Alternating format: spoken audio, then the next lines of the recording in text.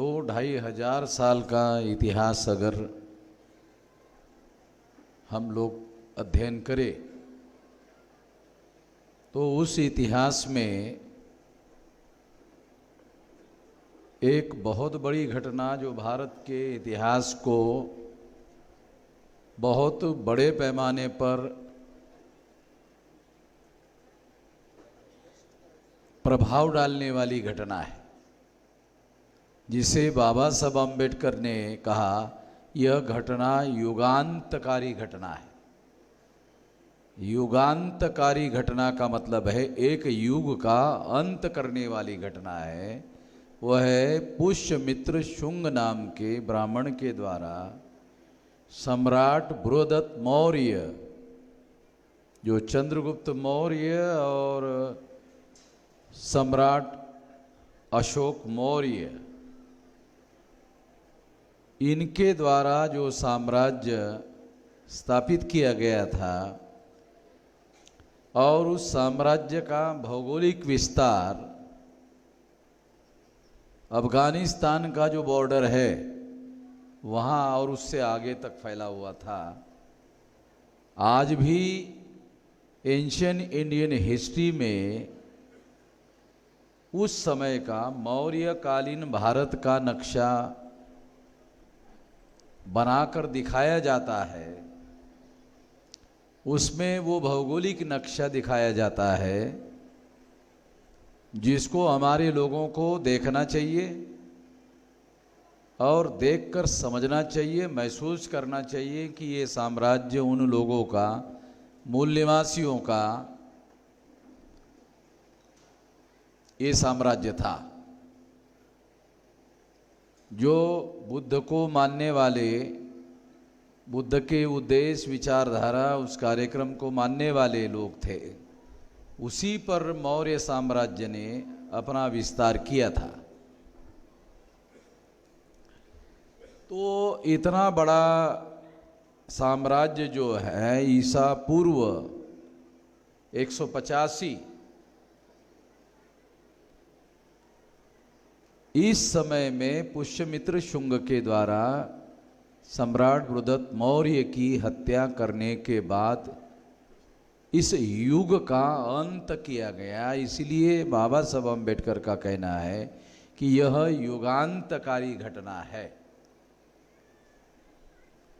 यानी जो समता, स्वतंत्रता, बंधुता और न्याय पर आधारित समाज और राष्ट्र जो निर्माण हो चुका था उसे खत्म किया गया और वर्ण व्यवस्था, जाति व्यवस्था, अस्पृश्यता, आदिवासियों का सेग्रीगेशन, शूद्रत्व जो पिछड़े वर्ग पर थोपा गया, महिलाओं को दास बनाया गया, इतना सारा युग चेंज हो गया।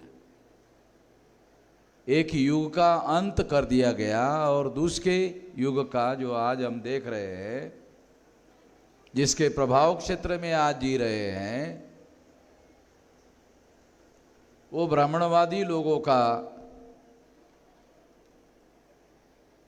प्रभाव है। अब ये जो ब्राह्मणवादी लोगों का प्रभाव है,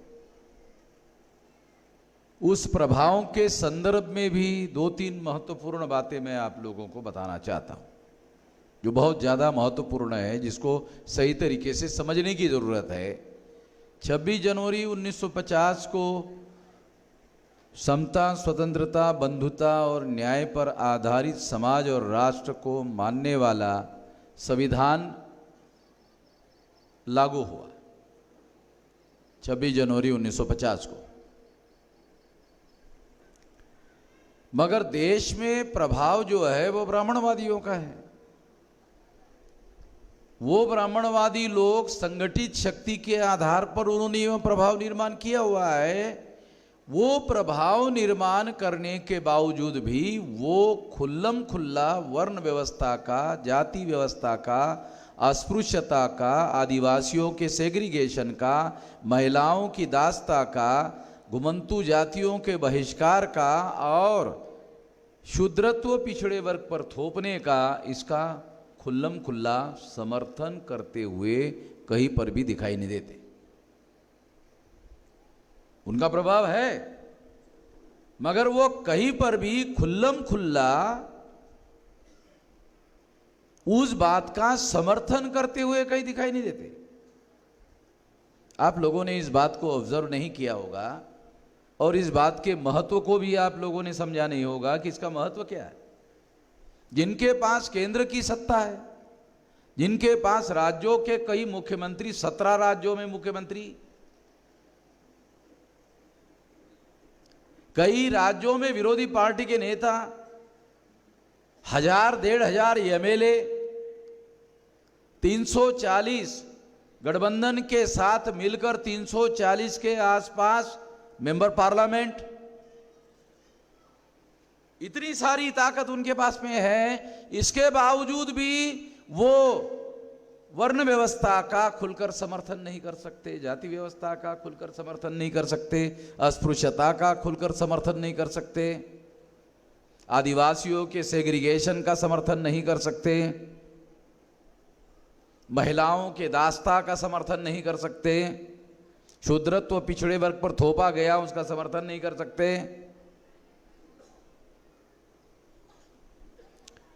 ये संविधान के प्रभाव का एविडेंस है। पहली बात को हम लोगों को समझना है। दूसरी बात क्या समझना है कि संविधान के विरोध में जाकर जो संविधान अपने प्रियम्बल में, प्रियम्बल का मतलब है ऑब्जेक्टिव ऑफ द कॉन्स्टिट्यूशन, संविधान का जो उद्देश्य है, उस उद्देश्य पत्रिका में समता, स्वतंत्रता, बंधुता और न्याय पर आधारित समाज और राष्ट्र का निर्माण करने का ऐलान है। यह ऐलान होने के बावजूद भी उन्होंने केंद्र की सत्ता पर कब्जा किया। किसके बल पर? संगठित शक्ति के बल पर। ध्यान रखो, जो मैं समझाना चाहता हूं आप लोगों को, जो बात आप लोगों को समझना है, जिनकी संख्या महाराष्ट्र में 1.5 या 2% से ज्यादा नहीं है, जिन ब्राह्मणों की संख्या 1.5 या 2% से ज्यादा नहीं है, उन लोगों ने बहुसंख्यांक लोगों का, जिसमें हमारे लोग शामिल है, समर्थन हासिल करके केंद्र की सत्ता पर कब्जा किया। और ये सारा उन्होंने संगठित शक्ति के बल पर किया।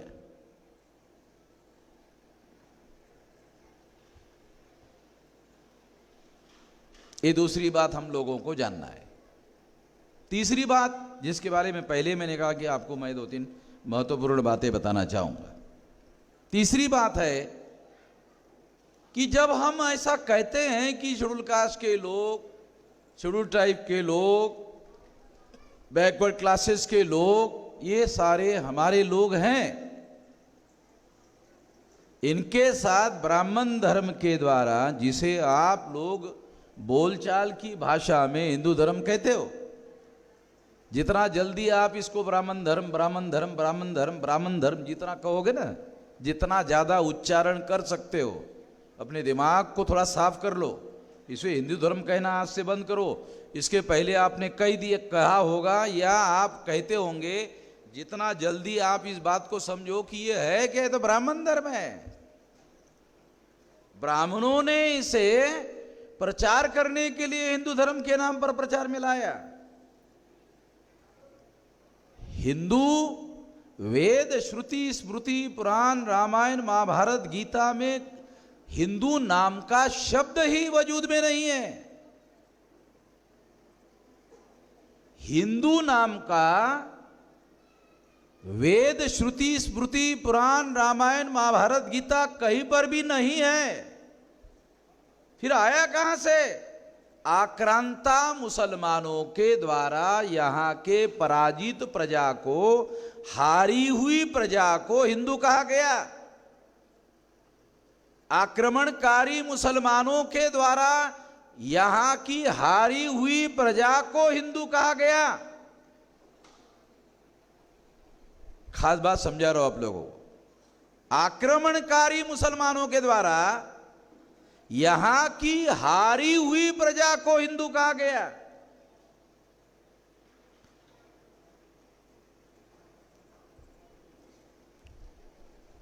अगर ये एक बात भी आपके समझ में आ जाए और भेजे में आ जाए, एक बात भी भेजे में आ जाए कि आक्रमणकारी मुसलमानों के द्वारा पराजित हुए लोगों को आक्रमणकारी मुसलमानों ने हिंदू कहा। डेली ब्राह्मण मुसलमानों के विरोध में बात करते हैं, डेली करते हैं, मुसलमानों के विरोध में बोलते रहते हैं। मुसलमानों का ही दिया हुआ हिंदू शब्द अपने धर्म के लिए, नाम के लिए स्वीकार करते हैं। एक कॉन्ट्रडिक्शन आप लोगों को समझ में नहीं आता, ये विसंगति आप लोगों के समझ में नहीं आती। और अगर समझ में आती है तो ये डेली डेली डेली प्रचार में नहीं लाया जाना चाहिए।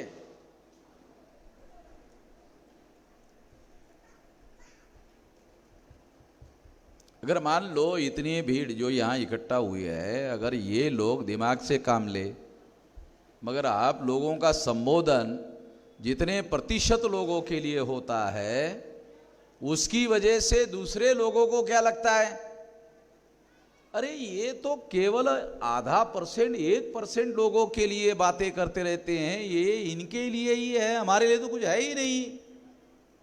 जब आप लोगों का संबोधन ही लिमिटेड लोगों तक होता है तो दूसरे लोग आपके साथ आएंगे क्यों?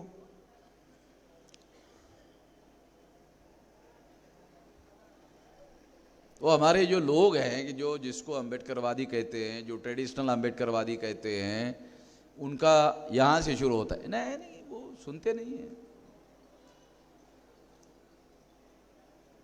ते ऐकत नाहीत, ते आपल्याबरोबर येऊ शकत नाहीत।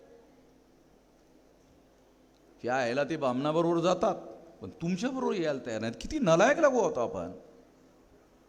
आपण किती नालायक लोक होतो। बामणाबरोबर जायला ज्यांनी ढुंगणावर 2-2.5 वर्षापासून लाता घातल्या, त्याच्याबरोबर जायला तयार आहेत। म्हणजे आपल्या नालायकीची झाली लिमिट आहे। ते लोक 2,500 वर्षापासून ज्यांच्या ढुंगणात लाथा घालतात त्याच्याबरोबर जायला पाहिजे, तुमच्याबरोबर यायला तयार नाहीत, असं तुमची विचारधारा आहे। म्हणजे निगेटिव्ह पासून सुरू, आपला सुरुवात कसं असते, नाही हो, इथूनच सुरुवात, नाही पासून सुरुवात। मग नाहीचा रिझल्ट हो कसा येईल? तुम्ही सुरुवातच जर समजा नाही पासून केली तर त्याचा होकारार्थी उत्तर येईल कसं?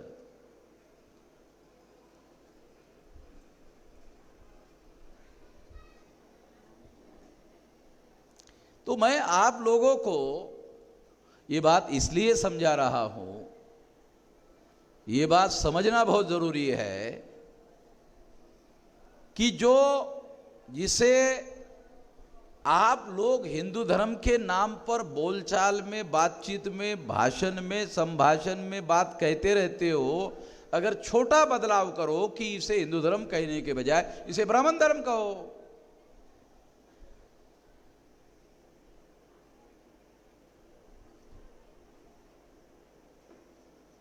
1935ला धर्मांतराची जी घोषणा बाबासाहेबांनी केली आणि त्या अनुषंगाने त्या येवल्याला जे लांबलचक भाषण केलंय ते मुक्ती कोणपती जरा वाचून काढा ना, तुम्हाला कळेल ब्राह्मण धर्म हिंदू धर्म म्हणजे काय ते सर्व विस्तारात मांडलंय बाबासाहेबांनी। मी काही नवीन नाही सांगून राहिलो तुम्हाला, जे बाबासाहेब आंबेडकरांनी सांगितलं तेच सांगतोय। फरक माझा एवढाच आहे की दुसरे लोक बाबासाहेब आंबेडकर जिंदाबाद जिंदाबाद जिंदाबाद जिंदाबाद म्हणत राहतात, आपल्याला चळवळ करून बाबासाहेब आंबेडकर जिंदाबाद म्हणलं पाहिजे, बस एवढा फरक केला पाहिजे असं माझं मत आहे। फक्त तोंडाने उच्चारवान करून जिंदाबाद जिंदाबाद म्हणण्याच्या ऐवजी चळवळ उभारून जिंदाबाद करायचं।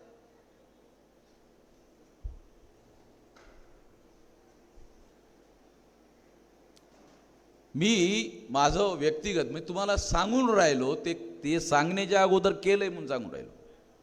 18 वर्ष 3-4 महिन्याचा मी असेन तेव्हापासून आज 65 वर्षाचं माझं वय आहे.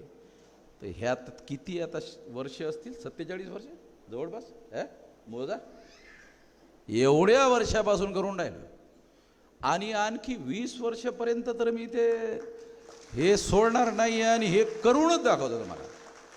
जेवढं करून दाखवलं ना ते सुद्धा चमत्कारच आहे. ते कोणाच्या सहज नाही आहे. ते एवढं म्हणजे 31 राज्यात 567 जिल्ह्यात 4000 पेक्षा जास्त तालुक्यांमध्ये 22,000 पेक्षा जास्त ब्लॉकमध्ये आणि 1.5 लाख पेक्षा जास्त गावांमध्ये एवढं मोठं संघटन संपूर्ण देशामध्ये बांधून दाखवलं आहे.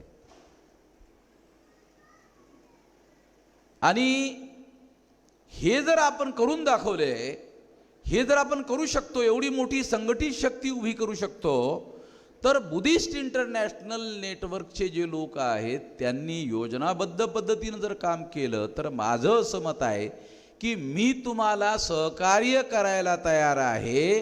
3 वर्षामध्ये 6,000 शाखा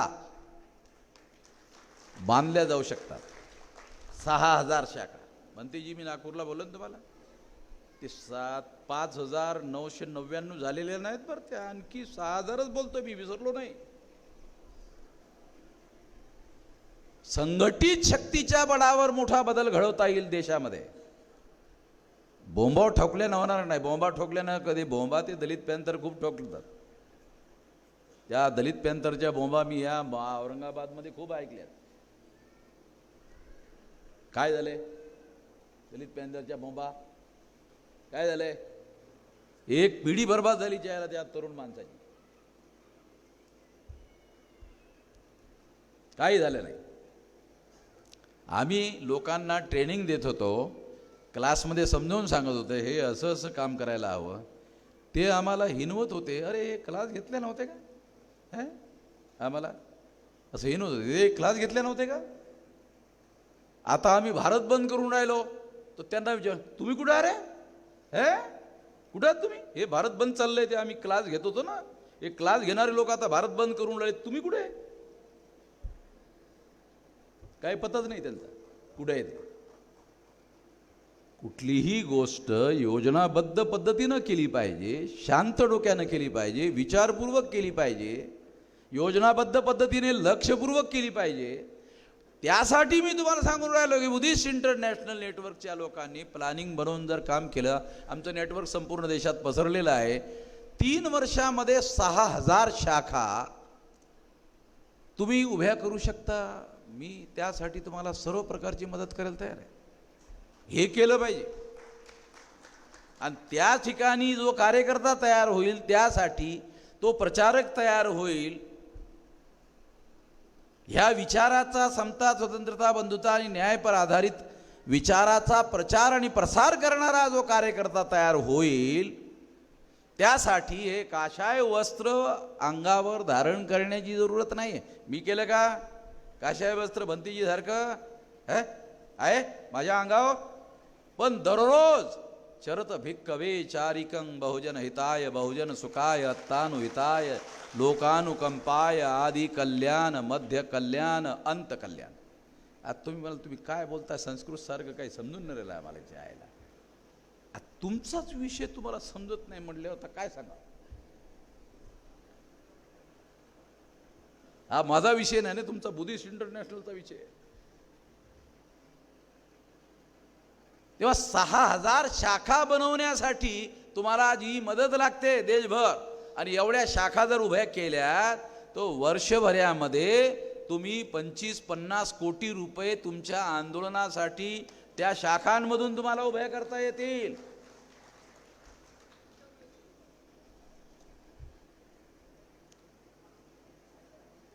आणि ते रिसोर्सेस हे आंदोलन आणखी जास्त मोठ्या प्रमाणामध्ये वाढवण्यासाठी त्या संसाधनांचा उपयोग मोठ्या प्रमाणामध्ये करता येईल. तिसरी महत्त्वपूर्ण गोष्ट, यासाठी तुम्हाला जे प्रशिक्षण हवं, जे तुम्हाला प्रशिक्षण पाहिजे, ट्रेनिंग पाहिजे, ते सर्व ट्रेनिंग सुद्धा आम्ही तुम्हाला द्यायला तयार आहोत.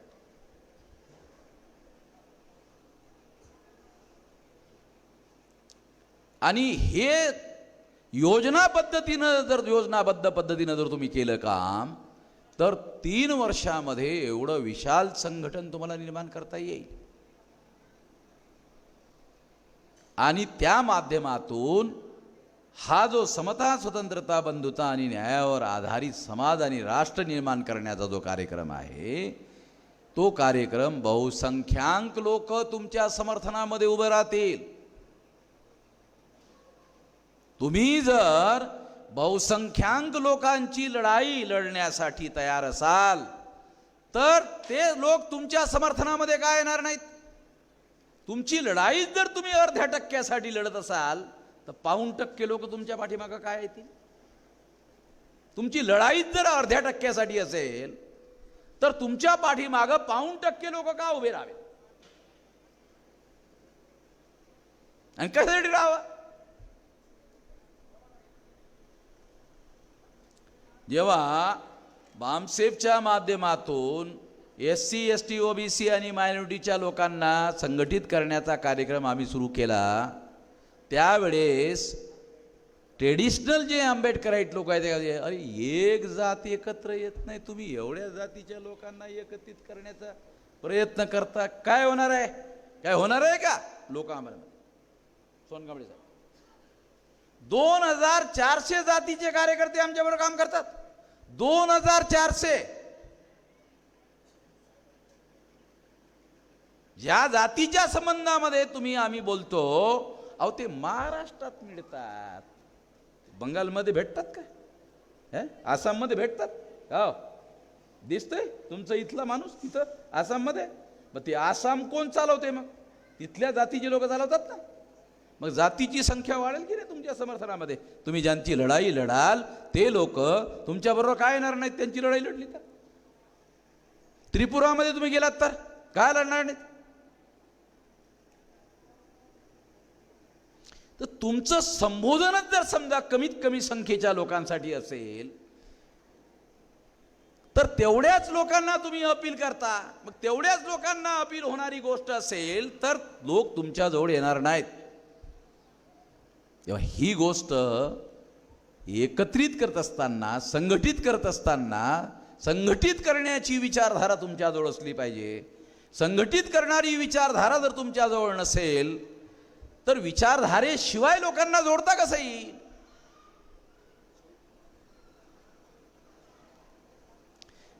तिसरा एक महत्त्वपूर्ण मुद्दा आणखी, की या देशामध्ये मुस्लिम, सिख, ईसाई, बुद्धिस्ट, जैन, लिंगायत हे 6 धर्म असे आहेत की जे समता या तत्वाला मान्यता देतात. आणि ब्राह्मण धर्म, यहुदी धर्म आणि पारशी धर्म असे 3 धर्म आहेत जे सर्व माणसं सारखे आहेत या सिद्धांताला मानत नाहीत. हे पण अभ्यास असला पाहिजे ना. बाबासाहेब काय म्हणतात, सर्व धर्माचा अभ्यास करण्यासाठी मी हे उभं करणार आहे, ते उभं करणार आहे म्हटले आहेत की बाबासाहेब. आपण काय करतो, भाषणामध्ये बोलत राहतो, तसं करत काहीच नाही, बोलत राहतो. तेव्हा हे आपल्याला कळलं पाहिजे की मुस्लिम, सिख, ईसाई, बुद्धिस्ट, जैन, लिंगायत हे सर्व लोक, सर्व माणसं सारखे आहेत हे तत्व जर मान्य करत असतील, आणि ब्राह्मण धर्म, त्याचबरोबर पारशी धर्म आणि यहुदी धर्म, किती लोकांना यहुदी धर्म माहीत आहे भारतात. यहुदी धर्म आहे माहीत आहे काय. शिंदे मॅडम तुम्ही वकील आहात ना, वकिलांना थोडं जास्त माहीत असते.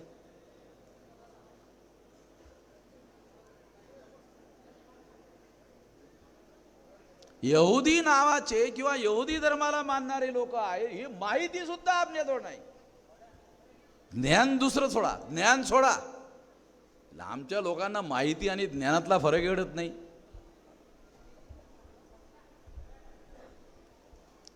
तेव्हा जर अशा पद्धतीचे लोक, सर्व माणसं या जगामध्ये सारखं आहेत, इक्वल आहेत, मग असं म्हणणाऱ्यांबरोबर आपली दोस्ती आपण केली पाहिजे की नाही.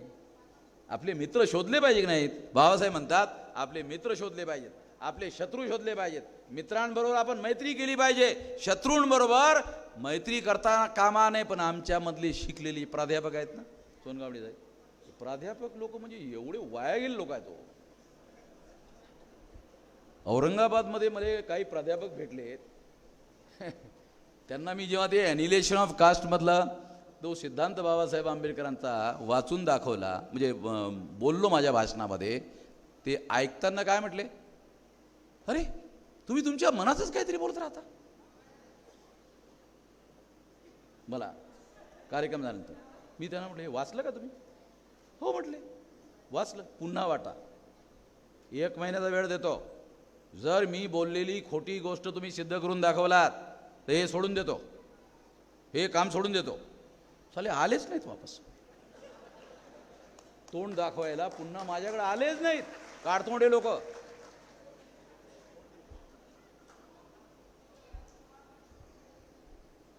मी कुठलीच गोष्ट केवळ वाचन करून नाही, वाचतो, समजून घेतो आणि त्याचा नेमका अर्थ काय आहे ते सर्व जाणल्यानंतरच लोकांपर्यंत जातो, लोकांना सांगतो, समजावून सांगतो.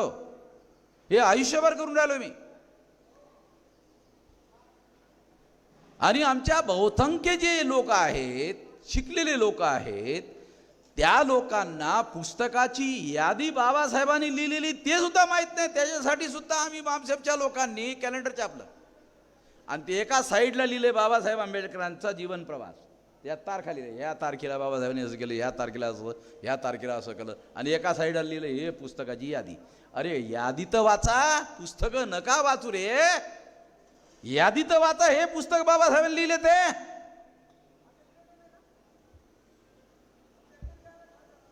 त्याच्यासाठी कॅलेंडर, बामसेपचं कॅलेंडर बघितलं ना राहुल, जाणीवपूर्वक ते कॅलेंडर तयार केलंय. हे यासाठी मी तुम्हाला सांगून राहिलो की आता इथून पुढं, पूर्वी तुम्ही काय केलं ते सोडा, इथून पुढं आपल्या महापुरुषांनी पुस्तकं लिहिली, ती पुस्तकं आपल्याला मार्गदर्शन करण्यासाठी आपल्यासाठीचा ठेवा आहे, वैचारिक ठेवा आहे.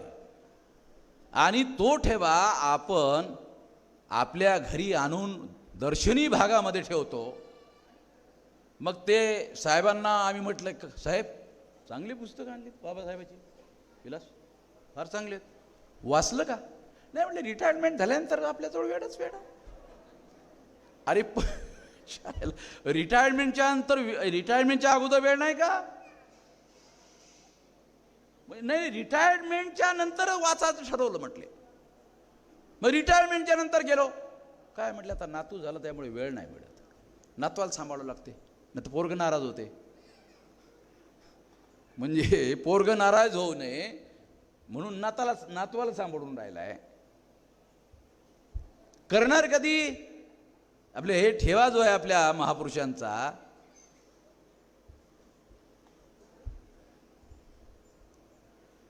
तो वैचारिक ठेवा आहे. तो वैचारिक ठेवा आपण अभ्यास केला पाहिजे, अभ्यासपूर्वक त्या गोष्टी अंगीकारल्या पाहिजेत आणि त्या गोष्टी आपल्या जीवनामध्ये उतरवण्यासाठी प्रयत्न केला पाहिजे. जर आपण असं केलं तर आपल्याला त्याचा फायदा होईल ना आपल्या जीवनामध्ये, आपल्या समाजामध्ये. आपण जेव्हा असं म्हणतो आम्ही बुद्धाला अंगीकारलंय, बुद्धाला स्वीकारलं, तर याचा व्यावहारिक अर्थ काय असायला पाहिजे?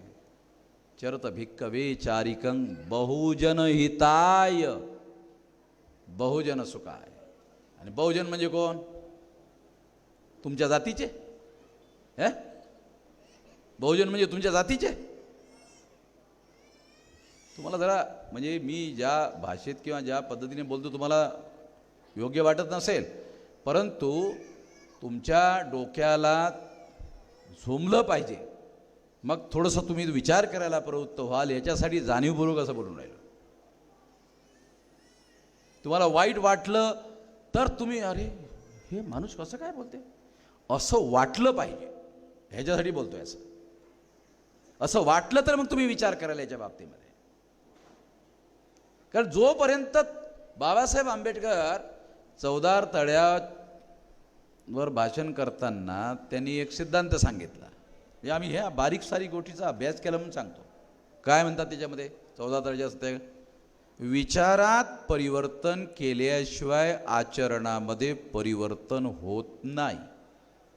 तेच सांगून राहिलो, त्याच्यावरच बोलून राहिलो. विचारात परिवर्तन केल्याशिवाय आपल्या आचरणामध्ये बदल घडून येत नाही. आपल्या आचरणामध्ये जर काही उणिवा असतील तर त्या उणिवा दूर करण्याचा एकमेव मार्ग आपल्या विचारात बदल झाला तरच आपल्या आचरणात बदल होतो. आपल्या विचारात जर बदल झाला नाही तर आपल्या आचरणामध्ये बदल होत नाही. हा वैज्ञानिक सिद्धांत आहे. आपण जर जुना विचार डोक्यामध्ये ठेवतो तोच आपल्या जीवनामध्ये येतो. जसं डोक्यामध्ये असेल तसंच आपल्या आचरणामध्ये येते. म्हणून आपल्या आचरणामध्ये योग्य विचार यायला हवा असं जर वाटत असेल तर आपल्या डोक्यामध्ये पहिल्यांदा विचार आला पाहिजे. डोक्यात पहिल्यांदा बदल घडवला पाहिजे. आणि डोक्यामध्ये बदल विचाराने घडवता येऊ शकतो. विचार आपल्या महापुरुषांजवळ आहेत. जे विचार आपल्या महापुरुषांजवळ आहेत ते आपण वाचले पाहिजेत, त्याच्यावर मंथन केलं पाहिजे, त्यामधील महत्त्वपूर्ण गोष्टी अंगीकारल्या पाहिजेत, व्यवहारामध्ये आणल्या पाहिजेत. तर आपल्याला, आपल्या कुटुंबाला, पर्यायानं आपल्या समाजाला त्याचा फायदा होईल आणि मग आपण पुढे जाऊ शकतो. जोर जबरदस्तीनं आपण पुढे जाण्याचा विचार केल्यास त्याच्याने काही साध्य होणार नाही. म्हणून विचार परिवर्तन हा अत्यंत महत्त्वाचा मार्ग आहे. आणि हा जो काही विचार आहे कोणता, इस्लामपासून बौद्ध धर्माला धोका नाही तर ब्राह्मणांपासून धोका आहे. तर आमच्यामधले बरेचसे प्राध्यापक लोक जे आहेत ते काय म्हणतात, सर्व ब्राह्मण वाईट नसतात हो. मग मी विचारलं प्राध्यापकांना, चांगला ब्राह्मण घेऊन ये, माझ्याकडे येऊन ये बरं, चांगला ब्राह्मण घेऊन या बरं, घेऊन या बरं चांगला ब्राह्मण. चायला काय तुम्हाला कुठं भेटतो तर घेऊन या बरं माझ्याजवळ.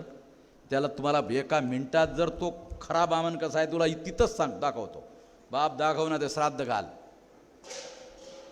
चिमटा घेतला की वेदना होते की नाही, काय चिमटा घेतला की वेदना होते ना. त्याच्यातला खरा ब्राह्मण काढून दाखवतो तुझ्या समोरच, जो चांगला ब्राह्मण म्हणता ना तुम्ही. कारण तो त्याची विचारधारा सोडायला तयार नाहीत. मग आपल्यामधल्या एखाद्या प्राध्यापक कांबळेला तो कुलकर्णी देशपांडे काय करतो, घरी जेवायला घेऊन जातो. काय चांगला ब्राह्मण आहे हो. म्हणजे एका कांबळेला जेऊ घातलं की चायला त्या कांबळेला काय वाटते, चांगला ब्राह्मण. असे मी बरेच प्राध्यापक बघितले, त्या कांबळेला जेऊ घातलं की त्या कांबळेला काय चांगला ब्राह्मण आहे हो.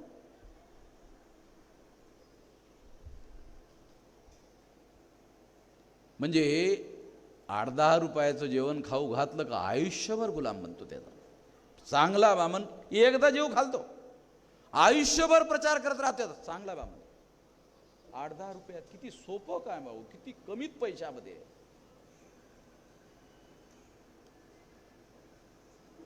हे बाबासाहेब आंबेडकर या ठिकाणी म्हणतात, त्यांना काही समजतं का बाबासाहेबाला? तुम्हाला जास्त कळते प्राध्यापकांना, हे बाबासाहेबाला कळत नाही. बाबासाहेब काय म्हणतात, इस्लाम पासून बौद्ध धर्माला धोका नाही, पण ब्राह्मणांपासून आहे. हे 54चं बाबासाहेबांचं स्टेटमेंट आहे आणि ते बौद्ध परिषदेमधलं आहे. बौद्ध धर्माला यापासून, या लोकांपासून धोका आहे. जो माणूस 56च्या धर्मांतरामध्ये बाबासाहेब आंबेडकरांच्या धर्मांतराच्या दीक्षेमध्ये बामन सामील झाला होता. कोणी जज होता का, नियोगी नावाचा बामन सामील झाला होता. आणि मग बाबासाहेबांनी जेव्हा 22 प्रतिज्ञा दिला, लगेच 22 प्रतिज्ञा दिल्याच विरोधात गेला. लगेच बिलकुल एक क्षण विचार त्याने लावला नाही. आला खरा बामन. म्हणजे बामन हा बामनच असतो, तो त्याच्यामध्ये त्याच्या उद्दिष्टासाठीच काम करत राहतो. तो तुमच्या उद्दिष्टासाठी कधी काम करत नाही. अरे बाबासाहेबाच्या धर्मांतरामध्ये बौद्ध झालेला माणूस, बाबासाहेबांनी 22 प्रतिज्ञा दिल्यात बदलवून टाकलं नाही, म्हणले हा धर्म नको मला.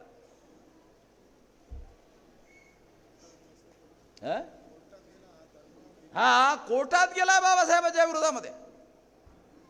तो नियोगी नागपूरच्या हायकोर्टामध्ये गेला. ते सर्व डॉक्युमेंट आमच्याजवळ आहेत. तेव्हा आमच्यामधले जे शिकलेले लोक आहेत ते लोक अकॅडमिक शिकलेले लोक आहेत. ते अकॅडमिक म्हणजे अकादमिक, त्यांना कुठल्या चळवळीचा अभ्यास नाही, ते कुठल्या चळवळीचे सदस्य नाहीत, कुठल्या चळवळीमध्ये सक्रिय नाहीत. त्यांना काही चळवळीचे जे काही बारकावे आहेत त्या चळवळीच्या बारकाव्याची काही बारीक सारीक माहिती नाही आहे. त्याच्यामुळे असं बोलत राहतात. आणि त्यामधून चळवळीला फार मोठ्या प्रमाणामध्ये धोके निर्माण झालेले आहेत. ही गोष्ट मी 40 वर्षापासून बोलतो, आज नाही बोलत, 40 वर्षापासून बोलतो. आणि बोलत बोलत बोलत बोलत आज एवढी मोठी चळवळ जी आहे, देशव्यापी आंदोलन उभं केलं आहे. बाबासाहेब आंबेडकर म्हणतात, तुमच्याचानं हा समाजकार्याचा गाडा पुढं घेऊन जाता येत नसेल तर जिथं आहे तिथंच ठेवा. मी इथं आणपर्यंत आणून ठेवला, तिथंच तुम्ही ठेवा, मागं जाऊ देऊ नका. पुढं घेऊन जाता येत नसेल तर. बरोबर आहे बाबासाहेब म्हणणं. ही गोष्ट अनुयायी म्हणून, बाबासाहेबाचा एक प्रामाणिक अनुयायी म्हणून मी काय केलं, मी व्यक्तीच्या 31 राज्यात 567 जिल्ह्यात 4000पेक्षा जास्त तालुक्यात 22,000पेक्षा जास्त ब्लॉकमध्ये आणि 1.5 लाखपेक्षा जास्त गावात पसरवला. जिथं आहे तिथेही थांबवलं नाही, मागही जाऊ दिला नाही, पुढे घेऊन गेलं. बरोबर आहे. बाबासाहेबांनी सांगितलं पुढे घेऊन जा, घे, हे घेऊन गेलं. असं करता आलं पाहिजे ना. एक अनुयायी म्हणून, एक लहान अनुयायी म्हणून. तेव्हा आपल्याला निराश होण्याची काय आवश्यकता नाही आहे. निराशामधून आता बाहेर निघालेलो आहेत आपण. भोजनसाठी सुट्टी द्या असं अर्ज आलेला आहे तुमच्यातर्फे माझ्याकडं. मी आता तुम्हाला काय भोजनच तर खाऊ घालून राहिलो, पण डोक्याचं भोजन. माणसाचं भोजन म्हणजे फक्त भाकरी, चूक आहे. जनावराला फक्त भाकरी लागतात, माणसाला डोक्याला लागते आणि पोटाला लागते. अरे डोक्याचं पहिल्यांदा देऊन राहिलो, पोटाचं तर पकलेलं आहे, रेडी आहे, मिळणार गॅरंटी ना, मी लिहून देतो. पोटाचं मिळणारच, डोक्याचं कसं काय मिळणार. डोक्याचं चालू आहे ना. खाली डोक्याने कुठलीही चळवळ चालवता येणार नाही.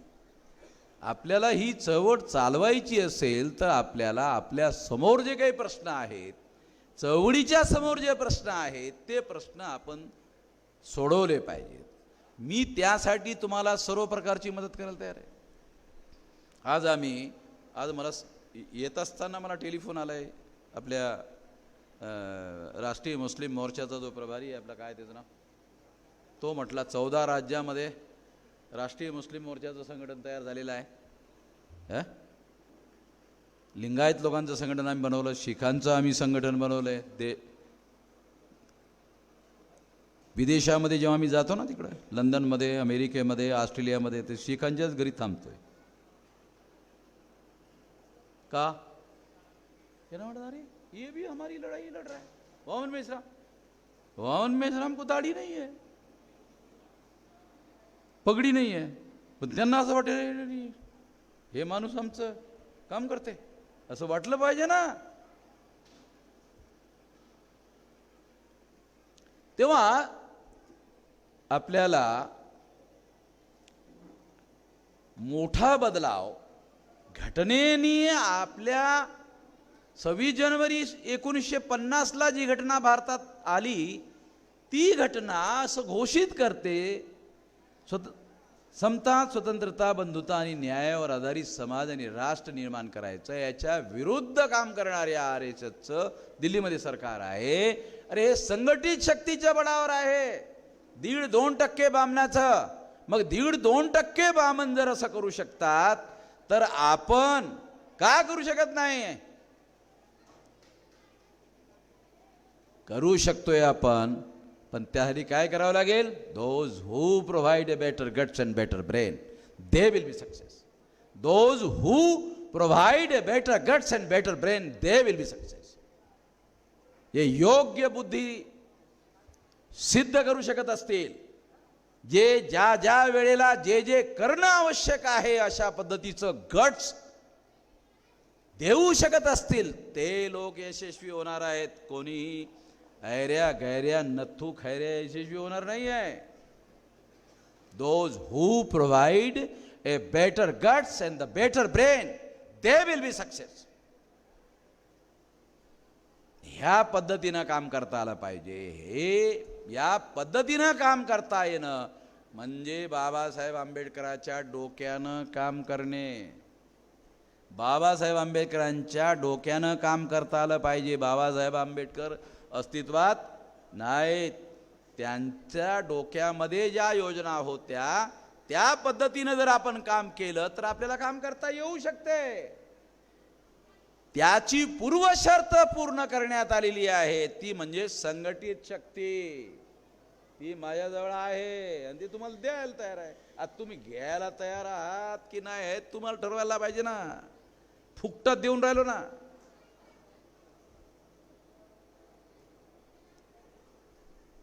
तेव्हा तुम्हाला ह्या शक्तीचा तुमच्या उद्दिष्टासाठी उपयोग करा. म्हणजे कोणतं उद्दिष्ट? समता, स्वतंत्रता, बंधुता और न्यायावर आधारित समाज आणि राष्ट्र निर्माण करण्याचं हे कार्य, ह्यासाठी तुम्ही पुढाकार घेतला पाहिजे, सक्रियपणे काम केलं पाहिजे. सर्व प्रकारची मदत आम्ही करायला तयार आहोत आणि ते येत्या भविष्य काळामध्ये तुम्ही असं कराल अशी अपेक्षा आहे. या निमित्तानं दुपारच्या ह्या सत्रामध्ये एवढंच मी सांगतो. तर आणखी 2-3 म्हणजे 3 सत्र आहेत, तेव्हा राहिलेल्या गोष्टी बाकी आणखी वेळेस मी बोलणार आहे. आणखी तुम्हाला काही डोक्याची खुराक लागणार आहे, त्या वेळेला मी देणार आहे. धन्यवाद. या ठिकाणी सर्वांना असं आवाहन करण्यात येते की मूल निवासी पब्लिकेशन म्हणजे बामशेप आणि त्याच्या ऑफशूट विंगचे सर्व पुस्तकं आपल्याकडे अवेलेबल असतात. माझी सर्वांना कळकळीची विनंती आहे. बाबासाहेब म्हणतात वाचाल तर वाचाल, तर तुम्ही प्रत्येकाने किमान एक तरी पुस्तक, आपल्याकडे 10-20 रुपयापासून 50-60 रुपयापासून 100 रुपयापासून सगळी पुस्तकं अत्यंत स्वस्तातली पुस्तकं आहेत. आणि आपण चळवळीला हे योगदान आहे. दरवर्षी किमान 1-2 करोड रुपयाची पुस्तकं आपण विकून समाजाला, अजागृत समाजाला जागृत करणं, असंघटित समाजाला संघटित करणं. हत्तीस बांधती गवती दोर, मुंग्याही करती सर्पास जर्जर, व्याघ्र सिंहासी फाडी ती हुशार, रानकुत्र संघटनी. अशा प्रकारचे संघटनेमध्ये ताकद असते. आणि आपण सर्वांनी चळवळीला योगदान देण्यासाठी बाबासाहेब म्हणतात आपल्या उत्पन्नाचा 5% हिस्सा समाजासाठी खर्च करा. आणि मित्रांनो, हम बाबा को मानते हैं लेकिन बाबा की नहीं मानते, ऐसा नहीं चलेगा. त्याच्यासाठी सर्वांनी पुस्तकं विकत घ्या. धन्यवाद.